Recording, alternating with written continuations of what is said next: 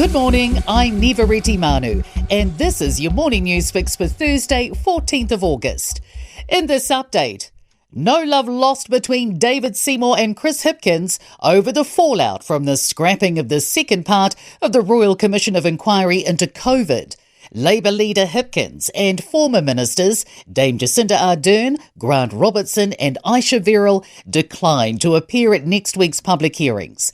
They've since been called off as they've already cooperated, giving evidence in private. The ACT parties launched a petition calling for them to appear, with leader David Seymour saying their decision erodes public trust. He says if they cared about the country and the next pandemic response, they would front up and tell their story. But Hipkins is rejecting this, saying ACT's made allegations about matters that aren't covered by the inquiry terms of reference, which they themselves set up.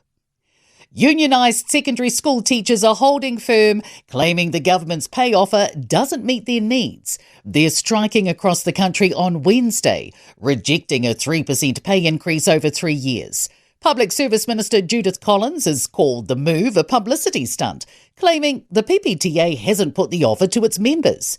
PPTA President Chris Abercrombie says teachers are asking for an 8% pay rise for the first year and 4% for the next two.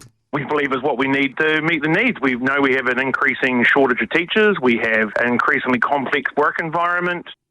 And thousands of planned procedures and appointments will face delays due to further industrial action by nurses and midwives in 3 weeks. Nurses' organisation members will walk off the job on Tuesday, September 2nd and Thursday, September 4th. A former social media drug buyer is claiming criminals are using code words to sell handguns, shotguns and assault rifles on private groups. The man says the number of private Facebook groups offering illegal items has taken off. He says code words like hair clip or bunny are often used to discuss firearms online to avoid detection from police and social platforms. Detective Senior Sergeant Keppel Richards says police are aware of firearms being sold on social media. Prior plans mean no parliament for Chloe Swarbrick today, even if she hadn't already been removed from the House. The Greens co-leader was again kicked out by Speaker Jerry Brownlee yesterday for failing to apologise after saying MPs with a spine would support sanctioning Israel. Swarbrick says she's heading north to deal with other issues in her Auckland Central electorate, something typically expected of MPs on a Thursday. Judges at this year's Book Awards for children and young adults were impressed by the diversity on display.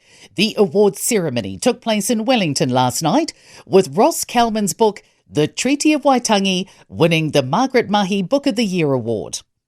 In sport, Auckland FC have advanced to the quarterfinals of football's Australia Cup knockout tournament with a 3-0 win over South Melbourne. 45-year-old Venus Williams has received a wild card to play the women's singles at the US Tennis Open, which starts Sunday week.